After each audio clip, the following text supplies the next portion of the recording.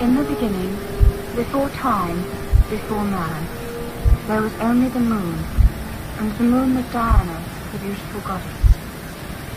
Sad, lonely and silent, she wandered alone. In all the universe there was none but her. She sought the world over for a lover, but there was only her own reflection in the waves of the oceans. Her tears formed the rain which sprinkled the earth. Solitude was her only companion. Her sighs formed the wind that blew over the seas as she searched for a friend. Diana was a child of her own desire, desire the only emotion on earth, desire driving her on, and from that desire was born the dawn, and from the dawn came the sun, and from the sun came the first angel of light, and that angel was Lucifer, god of light.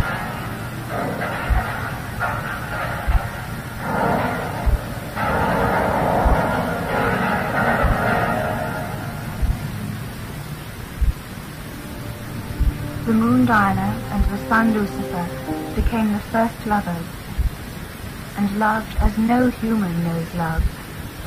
And from that love was born the sky, the earth, and from the earth sprang France, where the tears of joy fell from the lovely Diana.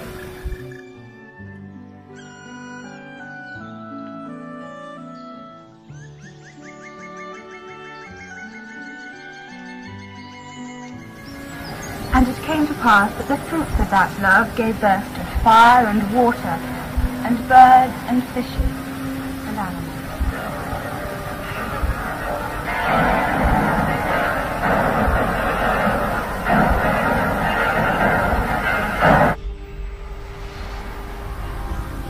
That was part of the legend of the goddess from the witch's own sacred book of law called the Book of Shadows. Call it, if you like, the witch's Bible. This book is handed down from one generation of witches to the next. Most witches burned their books during the persecution time, but nevertheless a lot of knowledge has been handed down by word of mouth. I'm very lucky, as I have a lot of rituals going back at least 3 generations. These were sent to me by an old lady in Inverness when she saw me on TV. She also sent to me her Athame, or witch's knife, which was made by her great-grandmother. This knife is used for invocation and consecration. This week I'll give you some idea of the rituals of witchcraft.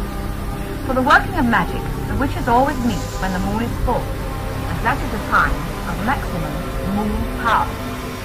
This was Robert Burns' impression of a meeting of witches. Warlocks and witches in a dance, spade, cotillion brought new frae France, but hornpipes, jigs, brass bays and reels put life and metal in their heels. A winnock bunker in the east, and there sat out naked shape a beast, a towsy tight, black grin was large, sweet music was his charge. He screwed the pipes and made them skirl, till wrath and wrath resolved did dell, and coffins stood round like open presses, that showed the dead in their last rest. By some devilish crafty sleight, each in his cold hand held a light, by which heroic Tam was able to note upon the holy table the murderer's banes in gibbet irons, 'twas span lang the unchristened bairns, 5 tomahawks with blood red rusted, 5 scimitars with murder crusted, a garter which a babe had strangled, a knife her father's throat had mangled, with mare of horrible and awful, which even to name would be unlawful. As Tammy glowered, amazed and curious, the mirth and fun grew fast and furious. The piper loud and louder blew, the dances quick and quicker flew.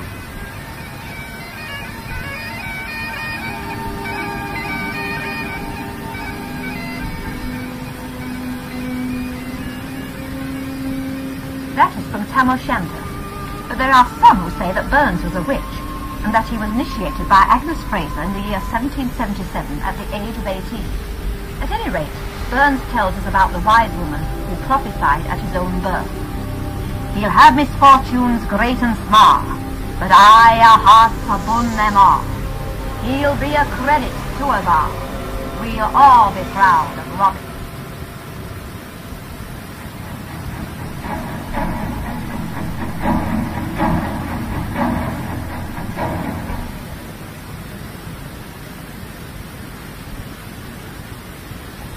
dance of life is as old as time itself, and is a very exact piece of psychological and physical procedure. It was performed for various reasons.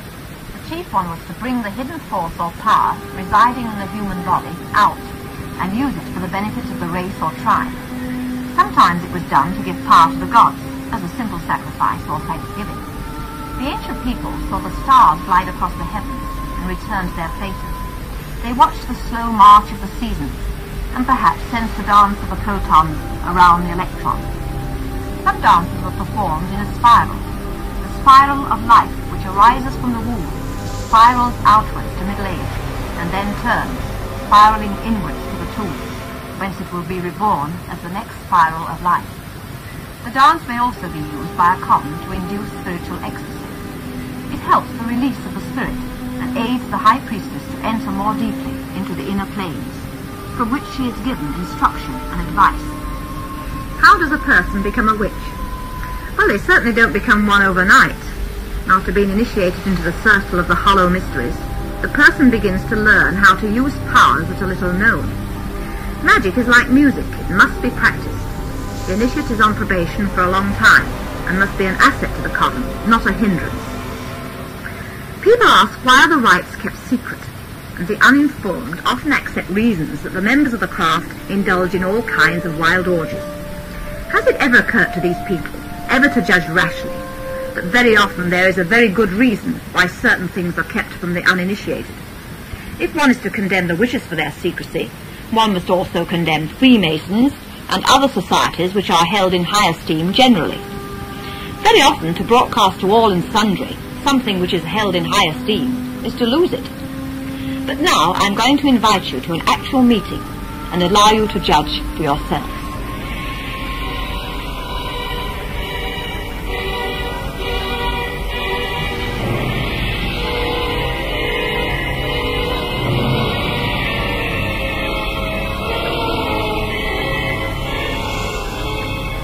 I am now in the room where I perform the witchcraft rituals.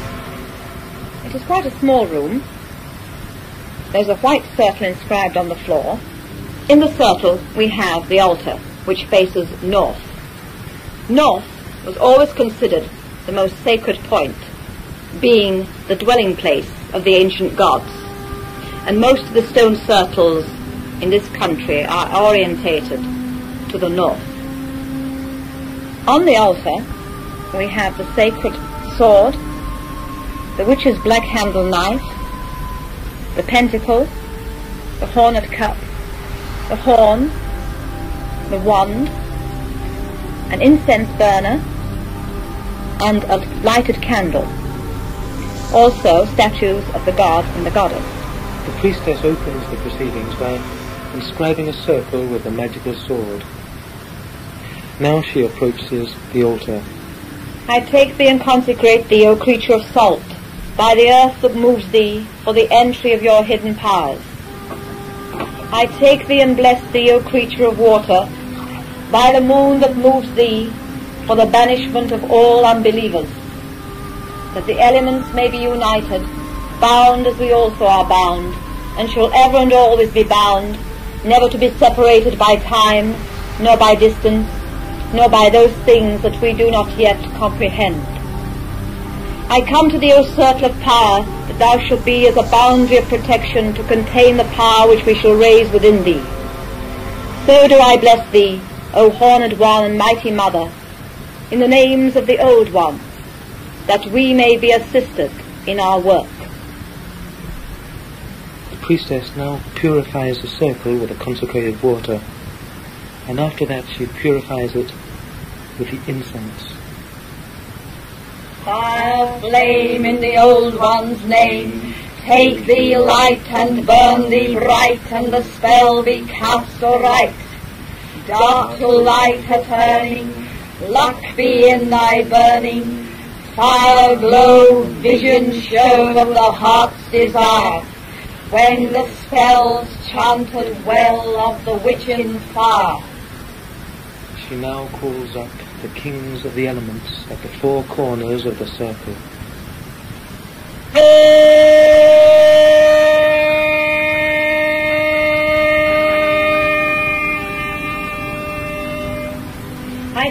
stern call ye up, ye mighty ones of the east, to be witness to the rites and to guard the circle.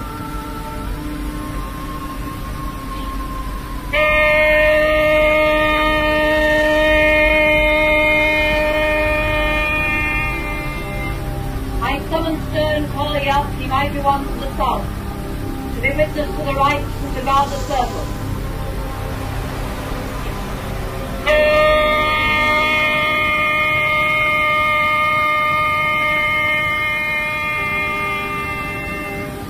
I summon stern call ye up, ye mighty ones of the west, to be witness to the rites and to guard the circle.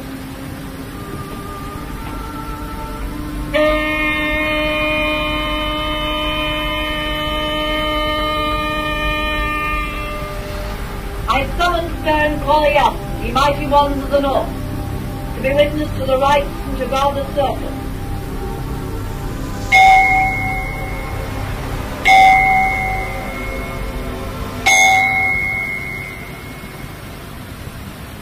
I am the veiled Isis of the shadows of the sanctuary. I am she that moveth as a shadow behind the tides of death and birth. I am she that cometh forth by night, and no man seeth my face. I am older than time and forgotten of the gods. No man may look upon my face and live, for in the hour he parteth my veil, he dieth. There are two deaths by which men die, the greater and the lesser, the death of the body and the death of initiation, and of these two, the death of the body is the lesser. The man who looks upon the face of Isis dies, for the goddess takes him. They that die thus go by the path of the wellhead that is beside the white cypress. He that would die to the birth, let him look upon the face of the goddess in this mystery. Be far from us, O ye profane, for we go by the path that leads to the wellhead that is beside the white cypress.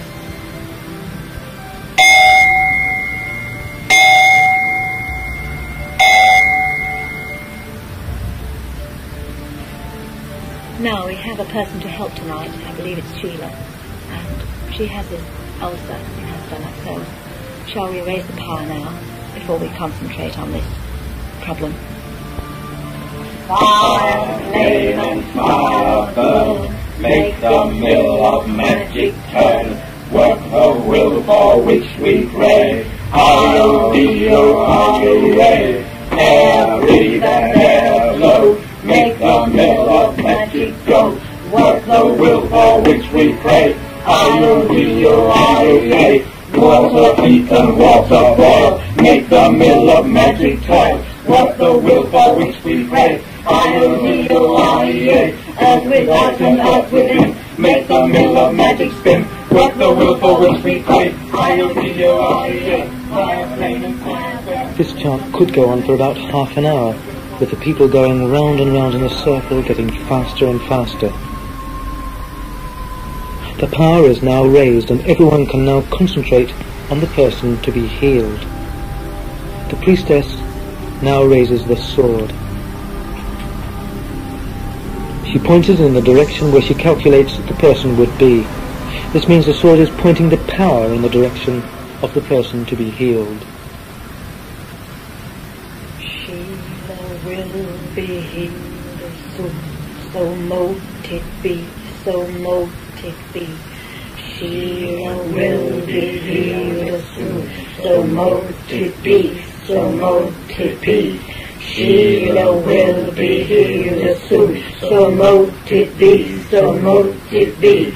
Sheila will be healed soon, so mote it be, so mote it be. Sheila will be healed soon.